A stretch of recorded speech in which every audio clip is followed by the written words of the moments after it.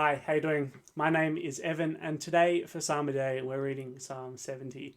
If you haven't read the psalm already, then please do that because, despite how short it is, I'm not actually going to read the whole thing through. I'm just going to focus on two verses, and I'll read those two verses out. Firstly, verse 1, Hasten, O God, to save me. O Lord, come quickly to help me. And verse 5, Yet I am poor and needy. Come quickly to me, O God. You are my help and my deliverer. O Lord, do not delay. In these verses, the reason why I am pointing them out is look at the strange, not strange, but maybe a bit odd, the urgency that David prays with. Hasten, O God, to save me. Come quickly to help me. Come quickly to me. Do not delay. There are quite a few words where David asks God to come quickly to him. And I wonder why. Why does David pray like this? Particularly because when I reflect on the way that I pray, I don't pray like this. And you might not pray like this either. So why? Why does he pray like this? Over the last week or so, Maddie and I have found a couple of YouTube channels that have all of the Bondi Rescue episodes on them. Now, if you're not aware what Bondi Rescue is a TV show that ran for must have been a decade or so. That followed the Bondi lifeguards around their daily duties and kind of watched them and participated in all the things that they did, like obviously saving swimmers, but also the first aid things, other things that they respond to. Fantastic TV show. And something that I have noticed whilst watching is that a lot of people don't realise, a lot of swimmers don't realise when they've got caught in rips. Now, rips occur in the beach. As the water comes in and the waves and it comes together, it needs the water needs somewhere to drain back out. Otherwise, the beach doesn't flow properly, and so the rip occurs between two banks of waves coming in. And what happens in the rip is that it sucks water through quite quickly and quite fast, and a swimmer who gets caught in there might not be aware that they are in the rip until they are out the back of the banks, just because of how quickly you can be swept through, and then of course how quickly you lose your footing. At that moment, they begin calling for help, and so it's part of the lifeguard's job to be ahead of the game and watching to see who's a potential danger. When that person does call out, man, do they scream. And in a couple episodes, you can actually hear people properly screaming for help. Now, if we're caught in the rip, we don't want the lifeguards to come nice and leisurely and slowly, do we? We certainly don't want them to come out with the wrong equipment either.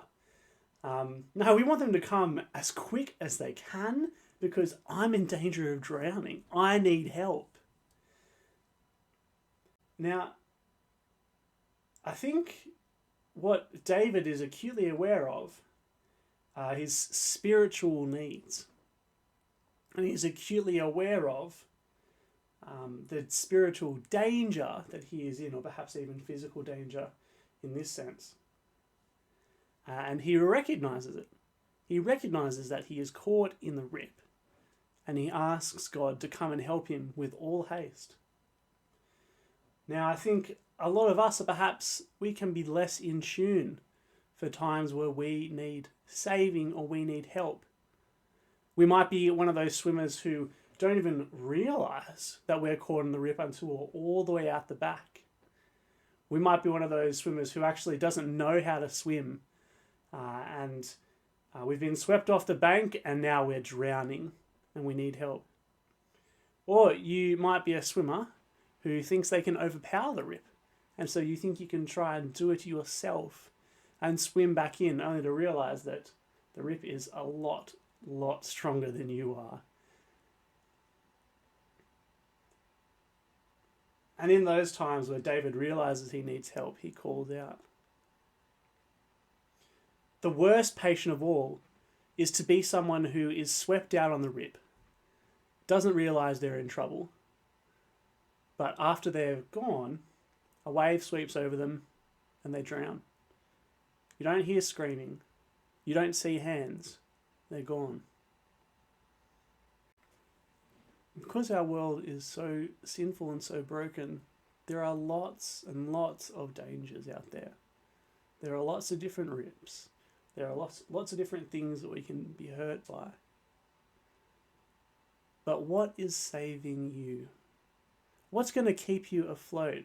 Who's going to come in and save you from the rip? Stop you from drowning? David calls to his God. He calls to the God who loves him and forgives him. For us, we know that God has died for us, Jesus on the cross. And that's the God that we cry out to when we are in times of duress. If you don't know God, then the gospel says you are caught in the rip and you need help. Throw your arm up. Ask for help. Ask God to come into your life. Pick up a Bible. Call a minister. Call someone. And be rescued from there. Don't drown. Don't drown. And for those of us who already know God and love God, don't be people who try to swim against the rip. Let's not be people who think we can handle our own problems by ourselves. Let's not be people who try to deal with things without the help of the God that we seek to live our whole lives for. And I think to push the analogy to its end, lifeguards are not perfect. And people still drown at our beaches, unfortunately. But God always rescues. God always saves. And God is always there. In fact, he is already coming. He's got the board and he's already paddling before we start crying out for help. This is your God. How great is that? We could be more like David, crying out for God urgently. We need his help, don't we? Don't hide things from him. Don't try to do things yourself.